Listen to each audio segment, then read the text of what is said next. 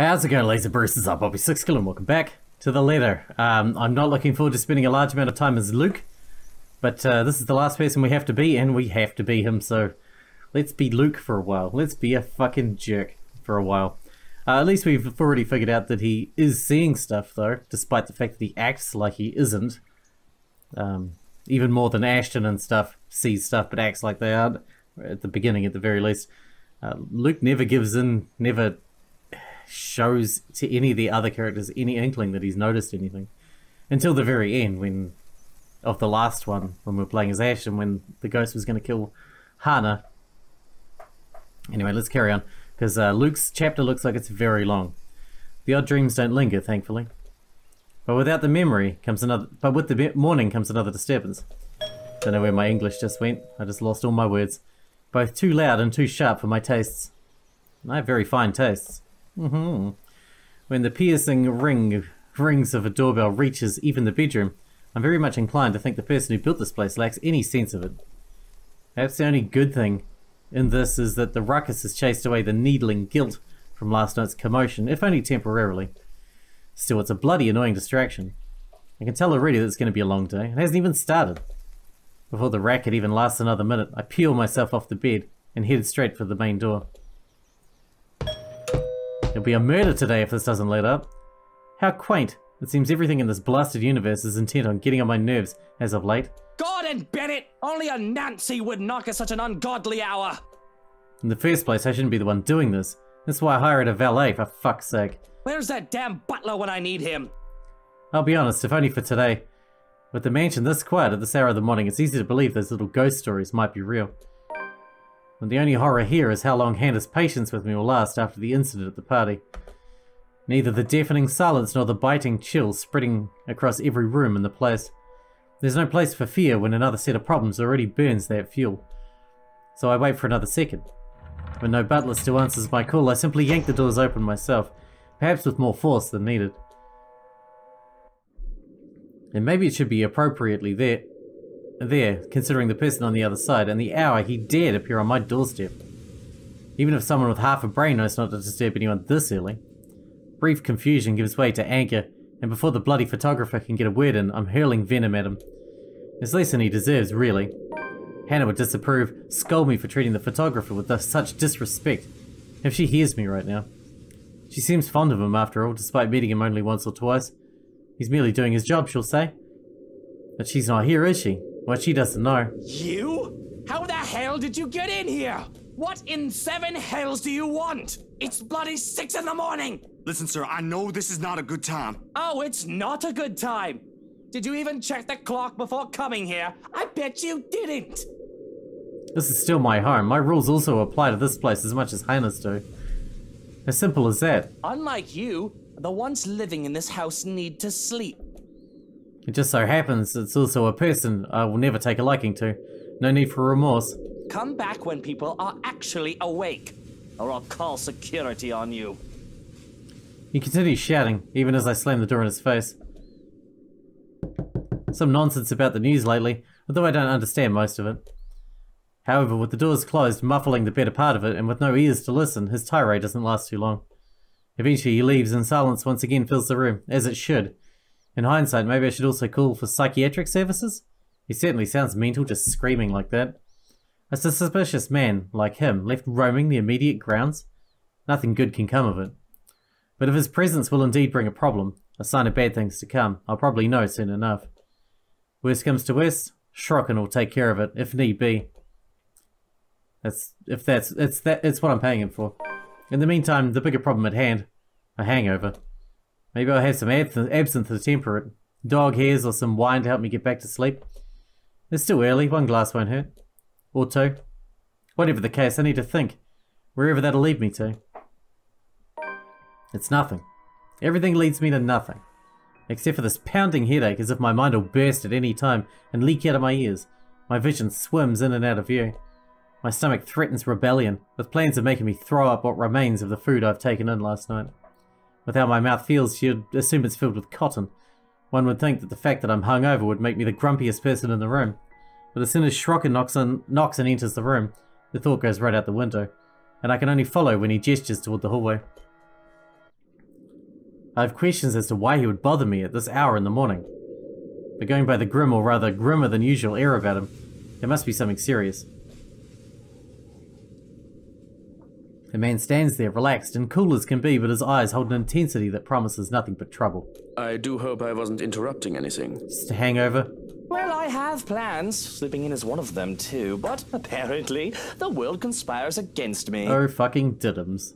What do you want? If you wish to sleep so badly, feel free to tuck yourself back in bed. But I thought you ought to know that we've had an intruder. And sue me if it doesn't pique my curiosity.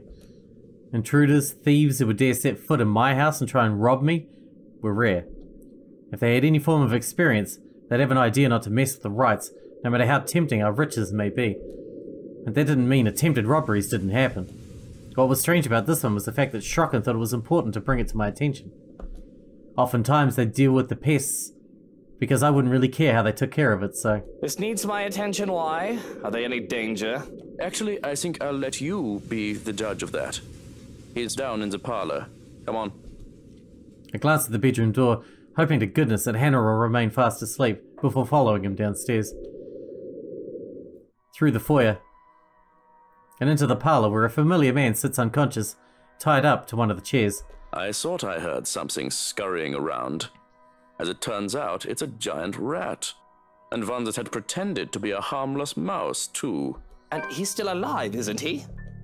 It's hard to tell with the way his body is too still, breathes too light. But it's there, the subtle rise and fall of his chest. Its presence lets me breathe a sigh of relief.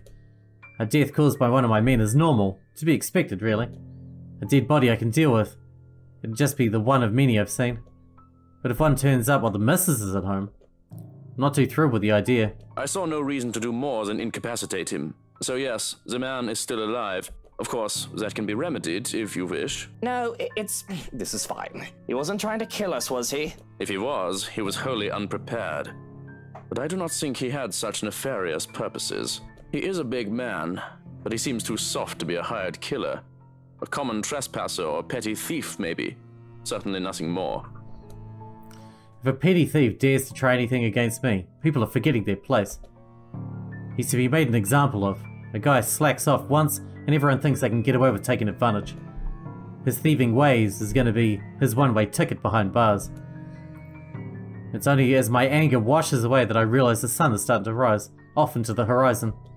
And I can only feel annoyance at myself for missing another night of sleep. Call the police then. Let them round him up and bring me some bloody coffee while you're at it.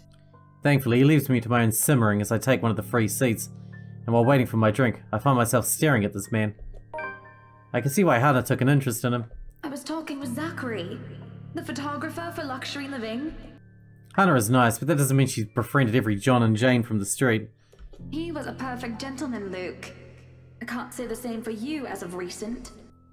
Look at the man you called a perfect gentleman now, dearest. Look, Luke, nothing will happen.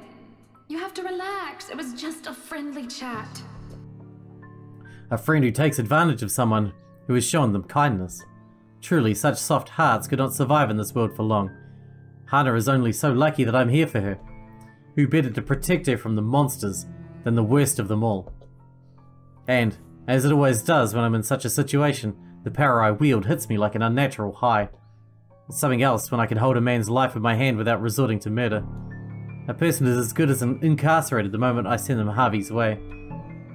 And this makes me wonder if I can make Luxury Living grovel, beg for my forgiveness because of the crime committed against me by one of their staff. Deep in my thoughts, stuck in this power trip that rushes through me, I barely notice we have company until Schrocken puts a cup of coffee in my hands. Officer Carl and his colleague are here to collect. They'll want your statement.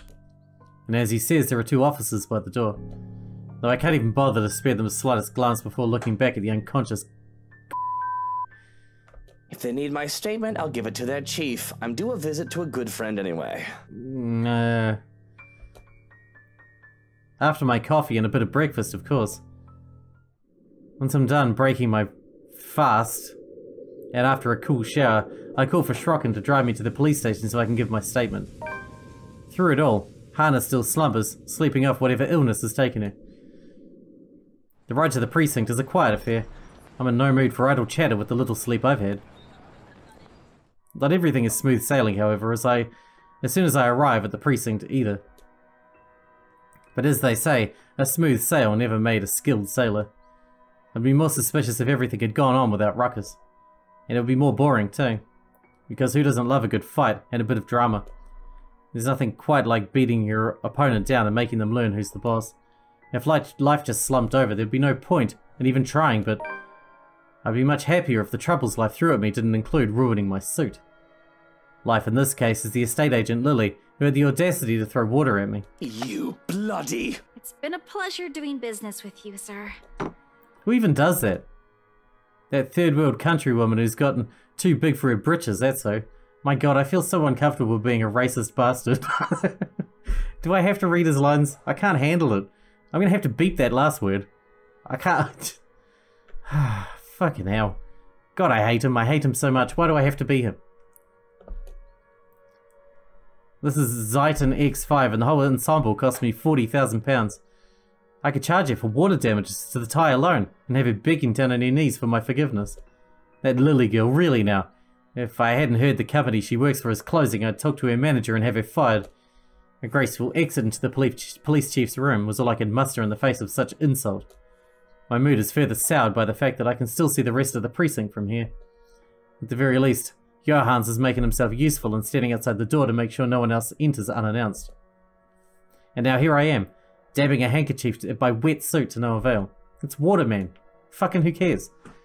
I've been given one of those maids to clean as soon as I get home. This is just horrible. The interlining is going to pucker and pull. But at least it's not wine, I suppose. I am so sorry about what happened out there, mate. But you know how it is with these officers. All testosterone and ranking. Well, you need to learn how to keep your men in line better, mate. But I didn't come here to talk about these hot-headed daft villains. They could be dead from the neck up for all I care. He has the propensity to forget one tiny detail. I own him. I want to seethe in rage, remind him exactly who's the boss here. I very well can, thanks to the wonders of soundproofing. But the stressed and nervous expression on his face stops me from giving him a tongue lashing. It would really do me no good to be at odds with me, when he does prove to be a useful ally from time to time. So I listen when he speaks, focusing on the smell of coffee and cigarettes that fill the room in order to curb my tongue. For now. But boy, when you let a man like Harvey Lee speak, he speaks a lot. Look, all I'm asking is that you be a bit patient with them. You do realise a good chunk of them don't work. They aren't with you, so to speak. Bunch of kids who think the police are superheroes or some cock and bull. They don't know how things work around here. Especially that Frey boy. The lot of them are just tired. And why are you telling me this? I was going to ask you if you knew anything about it. Perhaps one of yours know. There's been a string of unfortunate incidents as of late. Just recently some bloke named Christian C was acting all nuts. Off his rocker, that man. And we had to hold him, thought he was drunk. Up until he started bashing his brains in. Now he's a vegetable in a hospital bed. Another time, some Mark Julius was reported missing. Some are thinking we've got a serial killer on our hands as of late. That Cooper lady from BRC got done in, and a Father Norman too. You have to understand, mate, in a place as peaceful as Luxburn, this makes people wary. Reported crime rates go a bit higher than usual, and it makes them antsy and temperamental. Are you implying that I have anything to do with them? Because as much as I hate to say it and admit, I am out of the loop. This is the first I've heard of these incidents. Really, I'd say I'm insulted, but this is par for the course. Harvey knows who and what I am. We have a deal of sorts, after all. Crime is always expected in a society with laws and with humans who are allowed their free will. But why not strike a deal with the devil to make sure that said crime has some order at least? Ah, well, that's a shame, I suppose. Figured if we could get any leads, it'd be from you. I can't stop the scoff that leaves me. Can these police officers really be so incompetent? The chief of the damn police force seems to find it amusing, however. Because as far as I can see, whether he believes it or not, he's got it easy in our little deal. He just has to sit back and relax, let me do my thing and not turn against me while he gets to live a comfy life. But perhaps that's why I haven't killed him off yet. His predecessor to the position wasn't so agreeable. You know, someday I'll stop turning in my own men when they piss me off. And what will you do then? You and your men will all be lost without me. I'll just hope that when the time comes, I'll already be all wrinkly and retired then. It's a play of his. It always is. To act all casual and chuckling at everything like it doesn't faze him. Pretends he's one of those kind, wise old men type that people can't bring themselves to be angry at him. But I've seen him drunk off his ass, bemoaning his fate, what he's become, though he tries to be as vague as he can even in his inebriated state. And I've seen the malice this man is capable of. That's why it confuses me with how he reacts to what I say next. So what is our little looking at? Now there's never a time or place for that kind of racist talk, son. He cuts me off in a firm tone before I can say anything further. There is steel in his eyes, and he near slams his fist on the table when he does. And I can't help but sigh, realizing he's going through one of his self-righteous streaks, rare as they may be. You know our little deal ties up my hands when it comes to a lot of things with you. But I hear that Steele is a good kid, and I ask you at least show a bit of respect. He's a felon. I think I'm entitled to call him what I please. I don't owe him any respect at all. In my pocket he may be, but he still chose the path of the policeman himself when he was a young man. And I bet it just boils his blood that he has to deal with the likes of me. It boils my blood that I have to be the likes of you for this part of the game. But I, in turn, hate this side of him that makes him think he's still some do-gooder, some hero of justice. Because spineless fools were useful, self-righteous ones forced me to do away with them eventually. You put plenty of your own white men in jail. I don't see you calling them a... I don't know, white cracker or whatever lingo they have nowadays. And if not respect, you can at least owe the lads some basic human decency. I don't think Luke has any basic human decency whatsoever. Whatever. But if you gotta stick up your ass about it, I'll concede. He's going behind bars either way, for however long that is. Besides, what does it matter if he's black or white? You're the one who... Ooh. The colour of his skin doesn't change anything about current circumstances. Then... It's a trifle matter to argue over. 6 months and a fine worth 5,000 for breaking and entering. Unless you'd be willing to go easy on the guy. Let him bump it down to a misdemeanor and juvenile offence. We'll be giving him probation and charge him for the damages. And that's it? That's it. That's what a white man gets, and that's what he gets too. Unless you're going to stir up a fuss and make a big deal out of this. In case you've forgotten, I do what I want, Lee. I don't even see why you protect the man. He's nothing but a petty thief. What did he steal exactly, huh? And won't that look bad on you? The Luke Wright, getting his panties in a bunch over a petty thief. You said it yourself. He's nothing. Not worth your attention or effort. So why don't you just let me handle it like I'm supposed to? I do hate to say it, but he's got me there. I hate that all this power comes with a great balancing act.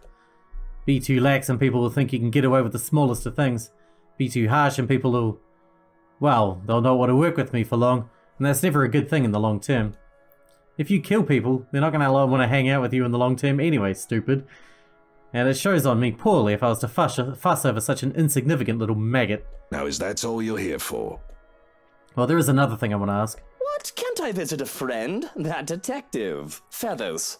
Should I be concerned about him? He seemed keen. Feathers? Oh, you mean Frey? Nah, he's not really anything to worry about. I got him assigned to your case to make the whole thing believable. The boy's a good detective, one of the best I have on the force, but he won't be able to do shit with all the red tape tying him up. In fact, the higher-ups just took him off your tail. The case against me? I still have one? Harvey, my dear old friend. Have you been slacking off? Surely I told you to take care of that sort of thing. Surely it shouldn't have taken you this long. Surely it should be quiet by now on your end. They shouldn't be assigning anything to what's supposed to be a cold case. I doubt you've got anything to really worry about unless you go out there and announce the shit you've done. They don't want to accuse the most powerful man in Luxburn without being 100% sure about things, of course. The way he goes on about it so nonchalantly. But it's because of that company problem Suarez been talking about. Can't believe that's still a thing. You think the geek would have figured it out by now? He's supposed to be a computer genius. Don't go blaming me for it. He's the one slacking off if you ask me. Don't you be pointing fingers my way. And has Suarez mentioned anything new about that? You'd have to ask him about it. You know I don't understand half the technical computer mumbo-jumbo the guy goes on about. It's like the guy speaks a whole other language. Which, technically he does, but you know what I mean. Yes, I suppose you have a point. Very well, if you haven't got anything else useful for me, I might as well head home. Get some bloody peace and quiet. I could have some tea. Maybe with some whiskey and a nap, and I'll be right as rain. At least one of us should get some R&R because it's not like Harvey isn't going to get any. Especially now that his darling wife has left him. I'll be making him busy, as punishment for slacking off, and for her disrespect too. Really, I pity the poor old man. Maybe I should send him a gift basket. Perhaps more caffeine and smokes to help him along with his bad habits. Before I can leave the precinct, however, a shoulder bumps into mine. I wait for an apology. And I wait. Excuse me.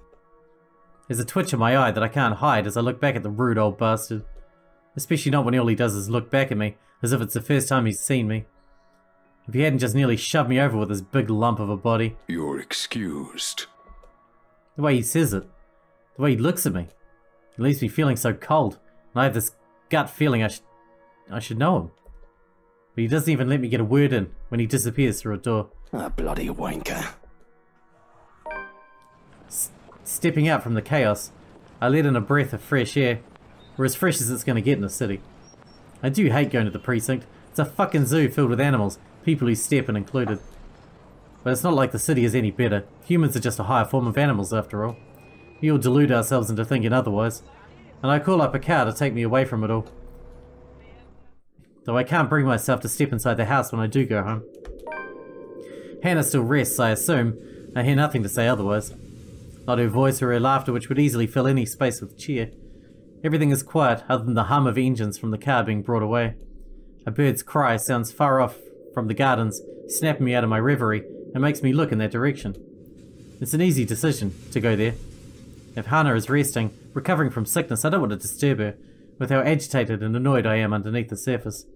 No matter how well hidden, I can keep it. Not to mention I've been neglecting the garden for too long. Might as well stay put out here for the time being. Grey skies loom over the horizon through the sun, though the sun fights for every precious minute it gets to stay.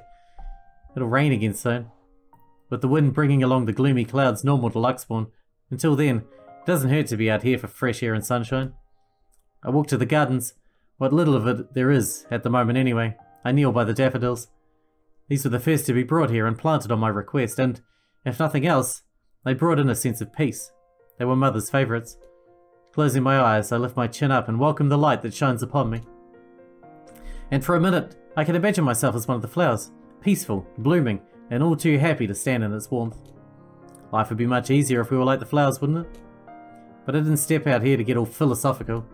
I have problems much more practical than figuring out the meaning of life after all. Too many things have gone on these past few days, and I want to forget about them, even for just a moment. It's almost All Saints, isn't it? To think I've almost forgotten. I speak the words absent-mindedly. The date means nothing to me, as I neither worship the religion, nor have any graves to visit. After all, Mother was never given a proper burial. But it's a date, as good as any, for me to grieve, otherwise I would have done so every single day, crippling myself and shutting everyone else out. I can remember how the flames licked at her flesh, and how it consumed her body until there was nothing left but ash. I stood there watching with the operator and the social service worker, though I could have been alone for all I cared. I felt alone. It was the most careful that could be done. No one would attend the funeral of a dead prostitute, let alone pay for it. All that's left of her, proof that she's lived, is her name written in the ledger of Luxbourne Cemetery, a lighter, and me. Pulling out the lighter from my jacket, I can't stop myself from flicking it open to stare at the flame and run my thumb over her name. All in all, it isn't much, but it's something. And it'll be wrong of me not to make something of myself, when she would have given everything to make sure I can become anything I want to be. Feels like I'm stuck in a nightmare right now. What I would give to have you here by my side, Mother dear. To see you smiling at me. Alive and as beautiful as ever. I'm afraid I'm starting to forget what your face looks like. I've already forgotten the shade of your hair. Eleanor Chandler was a wonderful woman, though not everyone would have agreed. Not everyone had seen her past occupation, past her vices, and her illness. All they saw was a poor woman who sold her body to make ends meet, and had a bastard son because of it. They didn't see the mother who worked hard to put food on the table for me, the woman who gave and gave and gave to me while expecting nothing in return. How do you turn out to be such a wanker in that situation when you're the kid of someone? When you come from the lower echelons, how do you rise up to the top and then treat everyone below you like ass? When you were there, you know what it's like. You should know better than this, you fuckwit. She taught me the merits of hard work, but though I loved her so, I worked hard for myself. I would not be so foolish, so selfless toward people who would never give back. I learned that from father, who plucked me out of an orphanage for his own selfish gain. I pocket the lighter before I can feel the urge to actually set anything ablaze. Considering my close proximity to the flowers, they would most likely be the most likely victim of arson. Just the thought itself is blasphemous. Nevertheless, that doesn't save them from being picked, just enough to make a bouquet of the things in honor of Eleanor. Would you be proud of me if you saw me now, Mother? Maybe. You're always so forgiving. No matter what trouble I got into, more than I deserved. Especially now. It's been a while since I talked to my mother like this. I've been thinking of both my dear parents far too much as of late, which I shouldn't. I have a future to look forward to, and the present to take care of. These memories of the past give me nothing but grief. The life of Lucille Mitchell Chandler should be nothing but a footnote in Luke Wright's non-existent autobiography. It's because of Hannah, isn't it? I worry that she's all too much like Mother, and it scares me, and the thought that I'm turning into father is even more so. But even if history is set to repeat itself, I'm not a child anymore. Content to sit aside, unable to do anything to help, and too inexperienced to think that the worst wouldn't happen. I have money to buy the best medicines and doctors, if need be. She'll get better, she has to. And once we get over this little bump in the road, I can stop worrying. All will be right with the world. Unfortunately, my time alone is cut short, though. I think those flowers look beautiful, my lord. The parlor, the room where the lady stays for her tea. It could certainly use some. The voice is not familiar, though. I'm not really one to remember such things. Going with her attire, I'd say that she's one of the housekeepers. Strange, considering I've seen all the staff but Johann's away. And her face, as pretty as it is unfamiliar to me. It would be a lie if I said that it didn't set me on edge. Most would say I cared little for my employees. That isn't entirely untrue. However, I'd like to think that I know the people who work for me, especially those who would roam my home, even if it's just a face and a name. Besides, I would remember a beauty such as her. So who is this? Is she someone impersonating a household staff together? She's doing a bad job of it. Didn't you get the memo? Are you new? Today is a day off. You aren't supposed to be here. I expect poor excuses and apologies the likes of her often give, but she merely smiles. Oh, no. I've been a servant here since you first came. And I see no signs of lying, nor hear it in her words, yet they can't be true. But I find that I feel like I can relax. She has a sort of smile that makes one's kindness shine through without words or action. It reaches her eyes, filling them with a strange sort of mirth, as if she's just thought of something very funny. Perhaps if it had been any other person, I would have interpreted it as a deceitful grin. But the curl of her lips and the shine of her eyes are too soft to hold any malice.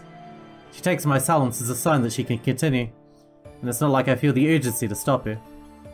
I'm not really in the mood for company, but I'm not averse to it at the moment either. Entertaining a beauty like her even for a while wouldn't hurt. It helps that she proves easy to listen to despite how oddly she speaks. I'm sorry. I apologize. I shouldn't have bothered you.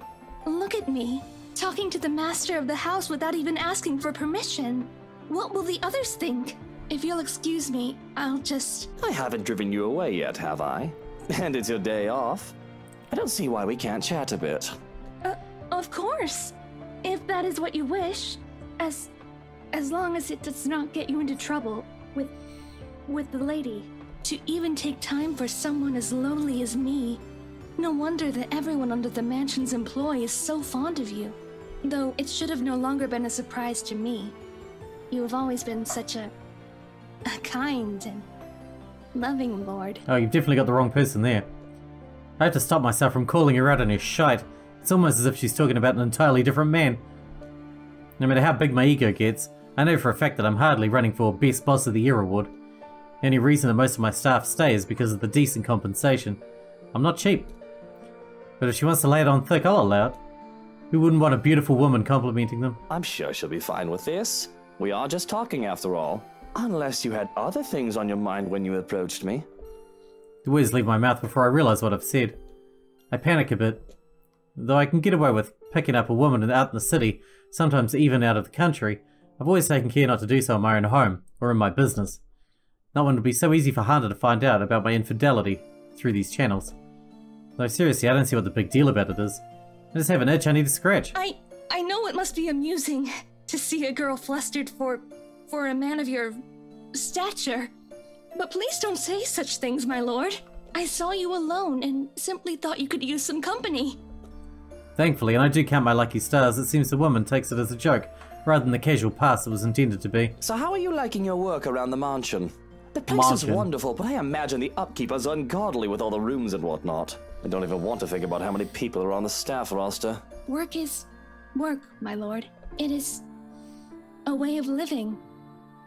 A purpose from day to day. It is certainly far better than doing nothing or having no food to eat. The house itself is also beautiful. There's no lack of things to look at. I'm sure you've seen those books in the study. I can't read any of them yet, but if given the chance, I'm sorry. I shouldn't be thinking of those things, especially when the rains, they might bring more work to us soon. It will definitely be much more difficult when it returns. Idling about is the least I should be doing. I guess you can put it that way if you want to be brutally honest about the whole thing. And the rain shouldn't be a problem. Hopefully. Maybe. If a little dreary, at least she doesn't beat around the bush. I like the honesty. Many would bemoan their status as a household staff, as a janitor or other menial role, and believe themselves to be for far greater things. I would not begrudge the idea that one can always get better. But one shouldn't be so discontent with what they have either. The rain is something I simply must get accustomed to, if I am to live here. I've not spent long in this place after all, but I have been told that it has rained in this nation since a mother's time, and their mother's time. There is little we can do about it. I am just glad to have time in the sun, even for a short while. Isn't that the truth? Really, these sunny days have been welcome, though I can't imagine they'll last for long. Sometimes I just want to pack my things and leave for somewhere like, say, the Bahamas or whatnot. Get some sun and surf. But certainly, you will return for us, won't you? This is your home, after all. Your people. They won't be pleased if the master of the house leaves. Of course, I can't very well leave my businesses hanging here, can I? I just wish I could actually trust people enough to go on vacation without taking work with me. I've also got to get back here if I ever want proper meals. A proper pudding is something you'll never find out there. The woman nods in understanding, and I must say, she makes for a fine listening ear. Though what she says next gives me pause, whether she meant for me to hear it or not. And good tea. From what the cook has been telling me, I've yet learned how to prepare one. Perhaps once I do, it would endear the lady of the house to me. I never expected her to be so unkind after what she did for me. Though it's only if one catches her in a foul mood. I wish I knew how to avoid her anger. I hardly doubt she means Hana. That woman really has a mean bone in her body. And when she actually is nasty towards someone else, it's usually deserving enough. Much like with that Rochelle woman. Hell, she even tolerates Harvey for me, even if she did admit that she doesn't quite like the man. She must mean the head housemaid, right? I have to laugh at that. Not that I have room to speak. I don't deal with her myself anymore, even though Johans has a few choice words about the head hag. She's just been under the right employee when she was also head housemaid for my father. And if anyone's not going to get along with someone, it'd be that crotchety old woman. I don't even remember her name. But the woman had been this strict, upstart bitch who took one look at me, her master's bastard son, and turned her nose up as if she were better by mere consequence of birth. That and she absolutely loathed my very existence. Perhaps the rumours had been true. She had a miscarriage while bearing another one of dearest father's children, and she saw me as an obstacle to her being granted a better standing in life. I remember that much at least. The only reason I haven't sacked her yet is because of her competence. Also because working under my household makes her absolutely miserable. Her resignation made impossible by her pride. Nobody really gets along with that woman. I think everyone just tolerates her because of how old she is. I mean, not to be rude or awful or anything, but she's at the age where she'll be pushing daisies soon enough. Is she? Really, my lord? I'm sure the lady is much younger than that. I think the thought of tormenting the young and beautiful gives her reason to live. It does seem that way. Though I feel sorry for her. One's life should not be wasted away on hatred and anger. It is never good for the heart or the head to always carry ill thoughts. But at the least, you are here for us. We are certainly so lucky to have a lord like you. The lady even more so. The gods smile down on her. Though, if I may be honest, she is to be envied. Even when I had my suspicions about her, she's just so easy to talk with that I've forgotten. I don't know who she is, and if she's actually one of my household staff, that would explain why she would so easily give obviously wrong statements about my character. Though if she's here for malicious reasons, she would have done more than do small talk with me by now, wouldn't she? I have so many questions. Perhaps curiosity will kill this cat. It's strange that I've never seen you before. What's your name? You do not remember? I don't believe you've mentioned it, or am I missing something? You still cannot comprehend it. Can you, my lord? Her answer chips away at the good mood I'm starting to get into. I have every right to be angry at the cryptic response. She threatens insubordination with her very presence alone. But instead of hurling vitriol at the woman, I take a deep breath. I do not want my rude mood ruined further than it already is. Not right now, when I can let my temper take its course another time. Whatever your name is, and no matter how long you've been working for us, that does not change the fact that you shouldn't be here. I'll call you a cab to bring you to the city if you want. Shouldn't I? What if I do not wish to leave? I merely desire to stay by your side and serve. Is that such a deplorable thing? Here we go. Her gaze sends chills down my spine. It's too easy to see the devotion, the obsession in her eyes. Not the good sort either, as her scrutiny makes me feel like I'm laid bare. The offness in her presence is all the more palpable with the feelings of bugs crawling on my skin and the silence that makes it seem as if the world has stopped. Any friendly atmosphere we might have had going for us is completely forgotten. Danger. A small part in the back of my mind screams, the part that has kept me alive all these years. And in hindsight, I'd be stupid not to take heed of it. But I've grown arrogant, complacent, and content to hide behind wealth and power. Yes, it's a deplorable thing, as you said, because I'd like to be alone now. Thank you very much. If you didn't want the day off, you should have reported to your superior. This is utterly unprofessional of you, and I shall be issuing complaints. In fact, if you know it's good for you, you should start looking for another employer. It's at my threat that the smile on her face turns tight. I see. It escapes you still. This is unfortunate. How despairing that this misery must go on.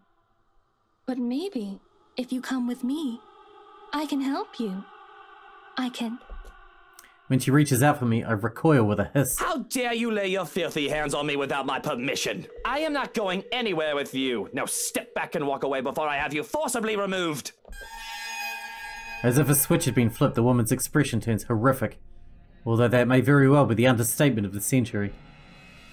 She, herself, turns horrific. Her presence is suffocating, bearing down on me.